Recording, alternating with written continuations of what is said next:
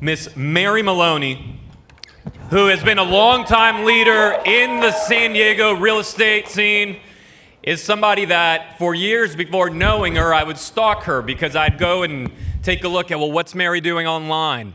What is she doing with her marketing? What is she doing with her branding? What is she doing with her farming? And someone that I would learn from then, learning from now, and will continue to learn from for years to come. Really excited to bring you up. Come on up here, Mary Maloney.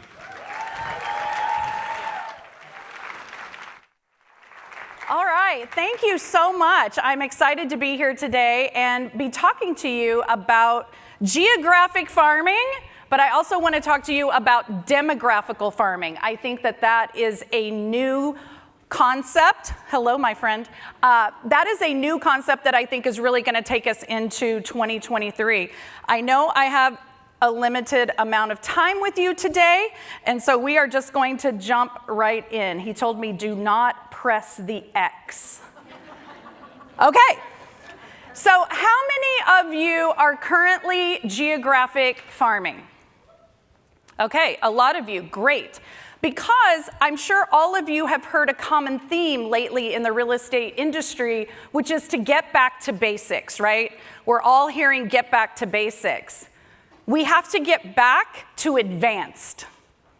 Who's with me? We got to get back to advanced because if we're doing basic shit, everybody is doing it.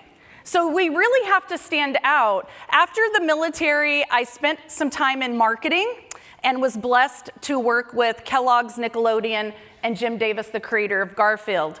And that's really where true marketing consistency, and how to leverage a brand is really what I learned from them. And so when real estate got into me, I like to say real estate got into me, I didn't get into real estate. I knew that I had to look at the niche of real estate that was going to serve me and my clients. Most people think about farming as geographical farming. But I want you to open up your mind to the idea of demographical farming as well as categorical farming. So geographical farming, super easy, right? You pick an area, you pick a neighborhood, and that's going to be your farm. I did that 19 years ago in the community that we had just purchased our home in. That community is now 3,200 homes, and we have been farming it for 19 years. Thank you. Yes, I'm one of the oldie OGs in this room.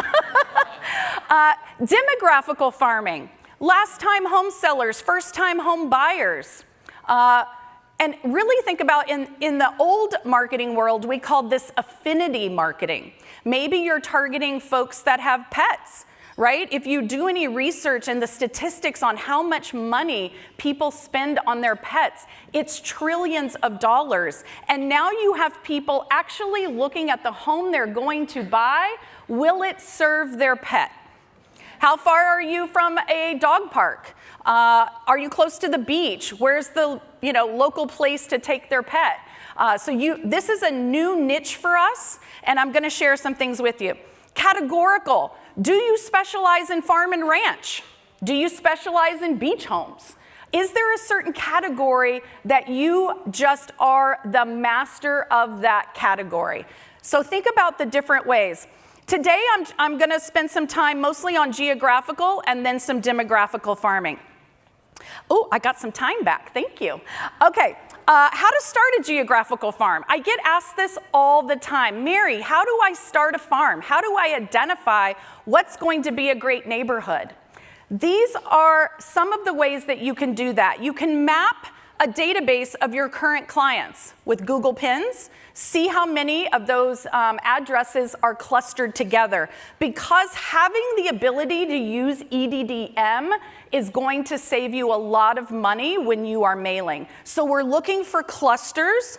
Also map your sphere. A lot of you run referral-only types of businesses, and so mapping your sphere to see if there's a cluster, or maybe your sphere is around a country club or a school.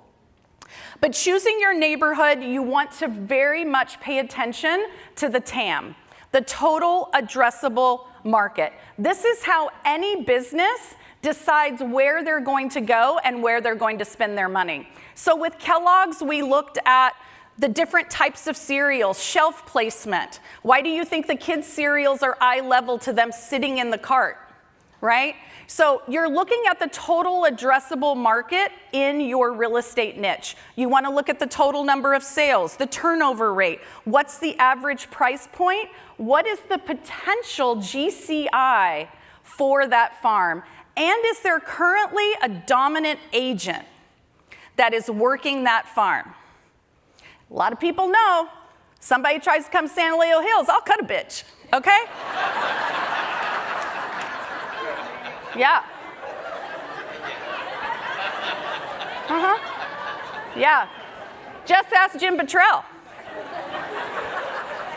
We both live in San Leo Hills. Great presentation, Jim. Okay. No, I mean that sincerely. He did a great presentation earlier. Come on, let's hear it for Jim. Yes. Geographic farming is also not just mailing. Geographic farming has to be a layered approach. You cannot just mail to a neighborhood. Mary, I've mailed 6 times to this neighborhood and I haven't gotten one listing. Okay, what else are you doing?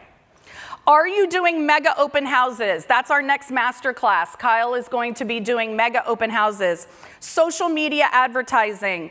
Are you running a community Facebook group? Sponsoring the Little League, the Girl Scouts? Are you holding events? We're getting ready to do our backyard tour, which has nothing to do with selling homes, but it gets us in front of the consumer, which what is all marketing about? Getting belly to belly with a consumer so that you can build that trust. Money follows trust. So doing events where you can get belly to belly, you've cut out a lot of expense. Our backyard tour only cost us about $1,000 to do, but we get belly to belly with 100 consumers that live in our market, and we build relationships with 10 homeowners in our market. If you guys are interested in an SOP on the backyard tour, DM me. I'm at Mary Maloney on Instagram. Happy to share that. Affinity groups, like I said, old school marketing was affinity groups. Now we call them demographical or categorical niches. Outdoor advertising. How many people have seen Dan Beer's billboard since they've been here? Or a bus? Yeah. Outdoor advertising. My office is in my farm. That is outdoor advertising for me. Because every time people drive by, they see that name. We've got an agent on duty sign out front. So I actually see our physical office as outdoor advertising. Door knocking, door drops, email marketing. All of it has to be a layered approach. But truly direct mail marketing and direct response marketing is the game that we are in. We are building a brand with the consumer. Nothing we say on a postcard is going to make someone sell their home. Do you all agree with that? It takes a life event in a homeowner's life to then be in the need of a realtor. We solve problems. We help people get to their goals, and that's the messaging that we need to be using. Consistency. Sending 6 postcards to a farm is not going to cut it. You have to have a media marketing calendar for that layered approach, and it should be done before the year starts. If you're behind, that's fine. Q2 is over.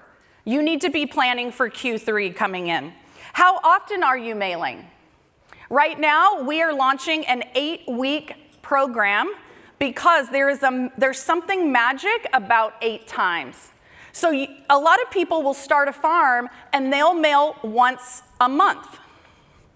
That is a long runway for someone to then have brand recall. The magic 8 number, that's where you get the brand recall. So why are we going to wait for 8 months? 8 weeks. They're like, wow, these people sell a lot of houses.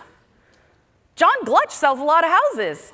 Dora Lee sells a lot of houses. Like, look at all these postcards I'm getting. Wow. Because what is every other realtor doing? Mailing once a month. The biggest issue I see with a lot of folks' direct mail, and even their marketing in general, is they don't have a compelling message. It's the standard, look at me, look at how many homes I've sold. But what we have to be doing is talking to the consumer about their pain points. What are the pain points that they currently have? We talk about the 5 Ds in real estate. I think there's a little bit more. We talk about death, debt, divorce, deployment in San Diego. We also have diapers and diamonds.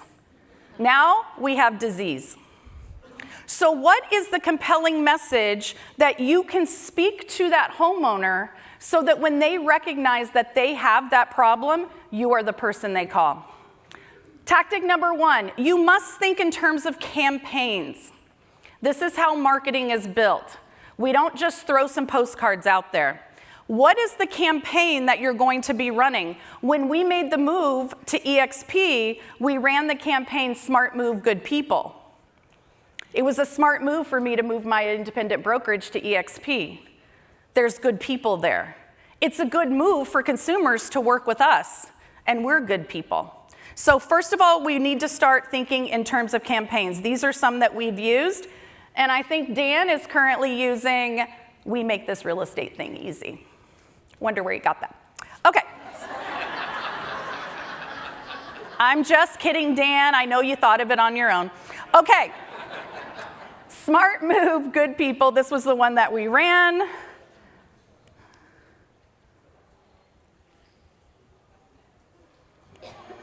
There we go. Okay. This is where I want to just talk to you for a few moments about demographical marketing.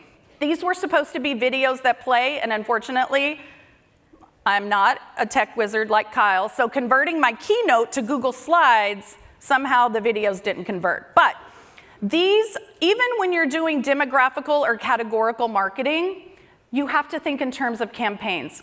So this is going to be our new last home seller campaign.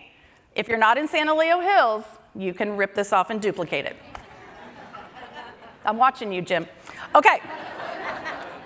So this campaign is centered around, obviously, the baby boomers.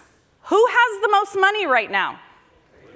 Baby boomers, right? So this campaign is that there are many reasons to sell your home, and sometimes there's just one.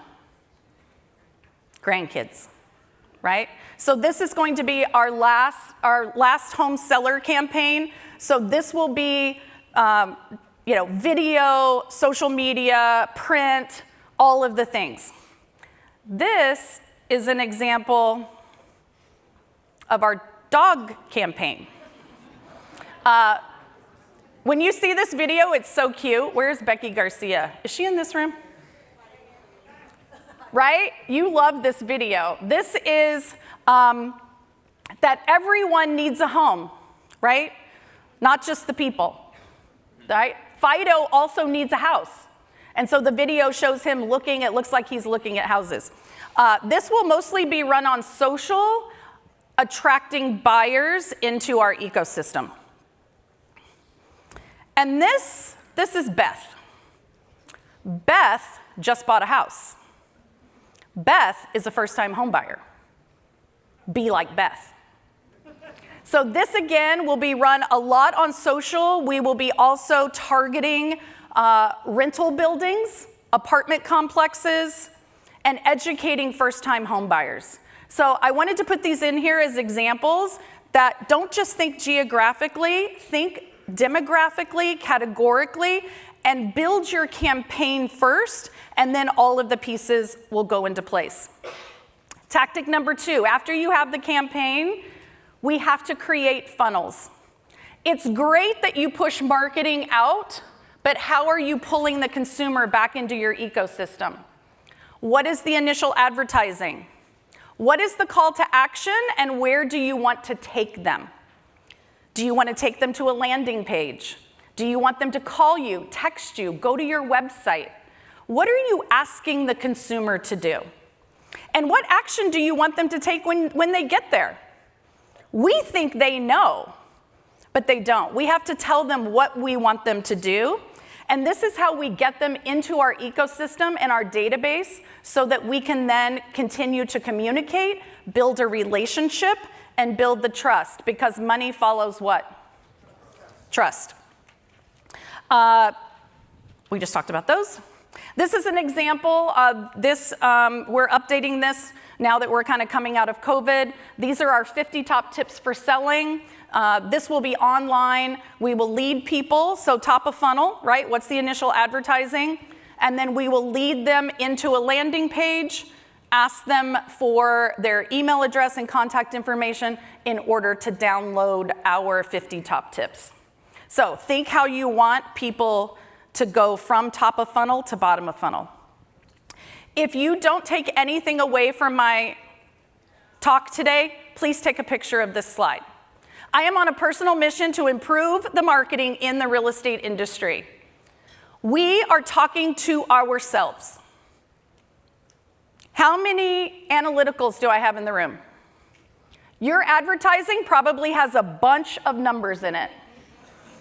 Drivers only speak in bullets. I ain't got time to read a paragraph. Give me that shit like this, right? Expressives love the pictures of houses. And amiables love to read the testimonials. They love the story. So your marketing truly needs to have all 4 of these in it in order to speak to everyone. Otherwise, you're only speaking to people that are just like you. I don't know about you, but I want all the business. So I want to speak to everyone. This is an example of our monthly piece that goes out. For you analyticals, just know this pains me to write this every month. Because if you haven't guessed, I'm an expressive. So I love designing this part because it's all the pretty houses. Give it to me in bullet points because I'm a driver. This is also an example of drivers and analyticals. I want to be able to read it fast, read it quick, and get the message. Consumers also need to know how you got the success. 20,000 online views, multiple offers, and 1 happy seller. Quick, easy, this is what you do to sell homes. Where do I want them to go? I want them to scan the QR code, right? And I want them to get their home value when they get there. This is just a trail of houses and cards that we did because that frequency, right? So we sold the first one in the neighborhood. Then we got the call for the second one. Then we sold the second one. Not always do we even have time to get out a just listed. Our current frequency is a just listed. Did you see what happened? Do you know what your neighbor did? In escrow, just sold, testimonial. Because we got to hit all of them. And I learned this from Dan Beer. There is no rules in marketing. No rules in marketing. No one says that you can only send out 1 just sold card on a house. No one says you have to always use the same picture. If you're struggling in a neighborhood, use different photos. You look like you sell 3 times as much. The consumer doesn't remember that you just sent them a postcard about 1347 Dolomite. Then they go to the mailbox and they get the next one and there's a picture of the kitchen. Wow, they just sold another house. Then they get a third card and wow, it's the backyard. Wow, these people are amazing. They're selling a lot of houses. No, I just sold the one. But the consumer doesn't know that. You don't always have to put the address. You don't always have to put the price, right? Just sold. Then we did a CMA challenge to that same neighborhood of 100 homes. Every single homeowner got a CMA. That resulted in the third house being sold. So proving that success in that neighborhood is what continued, and then we just kept capitalizing on the success that we were having. Tactic number 3, repurposing everything that you're doing in mailing onto social. So if you're doing something in print, how can you recreate that in a digital form? Marketing through stories, I know I have my last minute here, but marketing through stories really allows our brain to order things. It eliminates confusion and it creates feeling inside of the consumer. This is really important. This is how we do our client testimonials. Very different than Mary was a great agent. It hits the amiables, they love the story, they love to hear what the problem was, how it got solved.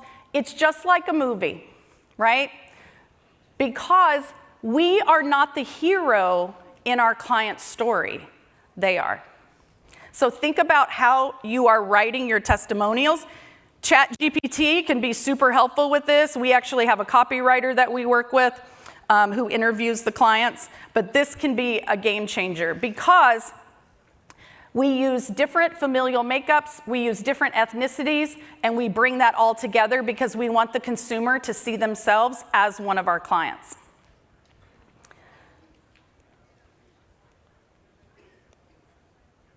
I don't have time to go into all this, but I will leave you with this. These are my favorite marketing books. Grab them. Building a Story Brand, I read every single year from Donald Miller. And this is my contact information. Please feel free to reach out if I can ever help you with your geographic, demographical, or categorical marketing.